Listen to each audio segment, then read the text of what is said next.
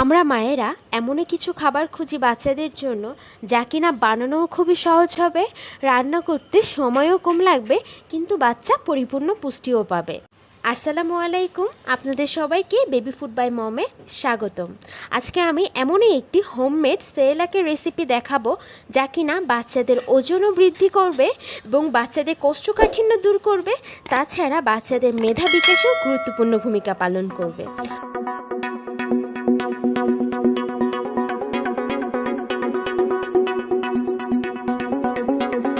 তার আগে যারা এখনও আমার চ্যানেলটি সাবস্ক্রাইব করেননি তারা দয়া করে সাবস্ক্রাইব করে বেল আইকনটি ক্লিক করে রাখবেন। আজকে আমি ওটস দিয়ে ইনস্ট্যান্ট ওটমিল সেরেলাক বানিয়ে দেখাবো, যা কিনা রান্না করার কোনো প্রয়োজন নেই, শুধুমাত্র গরম পানি বা গরম দুধ দিয়ে গুলিয়ে নিলেই তৈরি হয়ে যাবে। এই সেরেলাকটা বানানোর জন্য আমি এখানে ওটস নিয়েছি, এলাচ নিয়েছি, কাজু বাদাম, কাঠবাদাম, আখরোট, পেস্তা বাদাম, চীনা বাদাম এবং কিশমিশ নিয়েছি। আপনার বাচ্চার বয়স যদি 1 বছরের বেশি হয় তাহলে আপনি এই সকল বাদামগুলো ব্যবহার করে এই সেরেলাকটি বানাতে পারবেন, কিন্তু বাচ্চার বয়স যদি 1 বছরের কম হয়, ধরুন 8 মাস থেকে আপনারা যে কোনো 2 পদের বাদাম ইউজ করে সাথে এলাচ দিয়ে কিশমিশ দিয়ে এই সেরেলাকটা বানাতে পারবেন। আর বাচ্চাকে যদি এই প্রথম বাদাম ইন্ট্রোডিউস করেন সেক্ষেত্রে যে কোনো 1 পদের বাদাম দিয়ে ওটসটা দিয়ে এবং এলাচ ও কিশমিশ দিয়ে তখন আপনি এই সেরেলাকটা বানিয়ে দিতে পারবেন। হঠাৎ করে প্রথমেই বাচ্চাকে এত পদের বাদাম দিয়ে একসাথে খাবার দিতে যাবেন না। প্রথমে আমি 500 গ্রামের মতন ওটস চুলাতে টেলে নিব। যখন এটার কালারটা ব্রাউন হয়ে আসবে এবং সুন্দর একটা স্মেল বের হবে তখনই বুঝতে পারবেন যে ওটসটা ঠিক মতন ভাজা হয়েছে। তারপর এটা চুলা থেকে নামিয়ে ঠান্ডা করে নেবেন। এরপর আমি সব বাদামগুলো একে একে ভেজে নিব। আমি এখানে 1/4 কাপের মতো কাঠবাদাম ইউজ করেছি। আপনি যদি এখানে সব মিলিয়ে 200 গ্রামের মতন বাদাম নেন তাহলে আপনি এখানে 500 গ্রামের মতন ওটস ইউজ করবেন।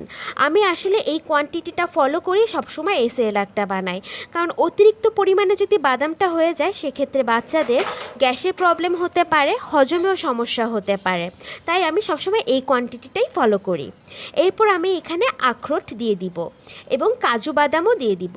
সব বাদামগুলো একসাথে দিয়ে আমি ভালো মতন ভেজে নিব। এই যে সেরেলাকটা আমি বানাচ্ছি সেই সেরেলাকটা আপনি ইনস্ট্যান্ট গরম পানি দিয়েও বাচ্চাকে রান্না করে দিতে পারেন।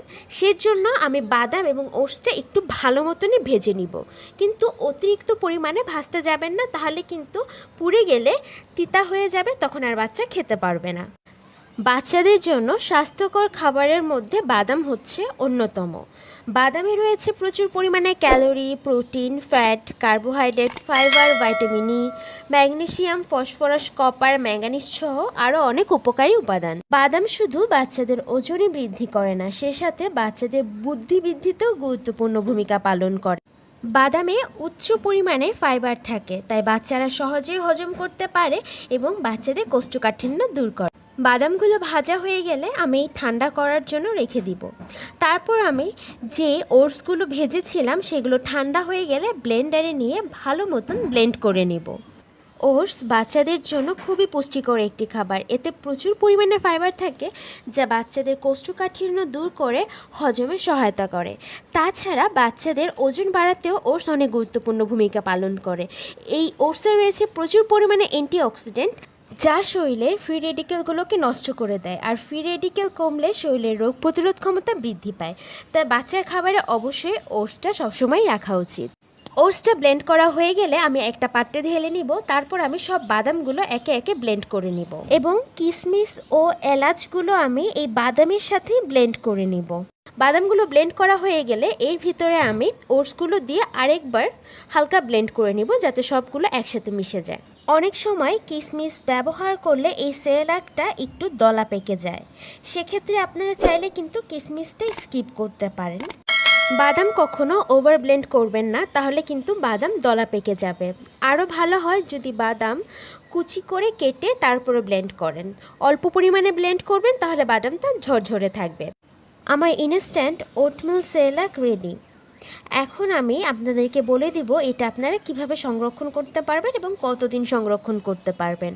ফ্রিজের বাইরে একটা এয়ারটাইট বক্স বা কৌটাতে রাখলে এটা 1 মাসের মতন ভালো থাকবে, আর ফ্রিজের নর্মাল চেম্বারে রাখলে আপনারা এটা 3 মাসের মতন সংরক্ষণ করতে পারবেন, আর ডিপ ফ্রিজে রাখলে আপনারা এটা 6 মাসের মতন সংরক্ষণ করতে পারবেন।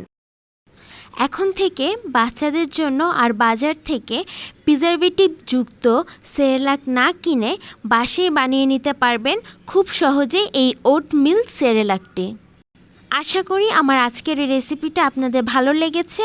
ভালো লেগে থাকলে অবশ্যই লাইক, কমেন্ট এবং সাবস্ক্রাইব করতে ভুলবেন না। ইনশাল্লাহ সামনে আবারও হাজির হব নতুন কোনো রেসিপি নিয়ে। ততদিন পর্যন্ত ভালো থাকবেন। আল্লাহ হাফেজ।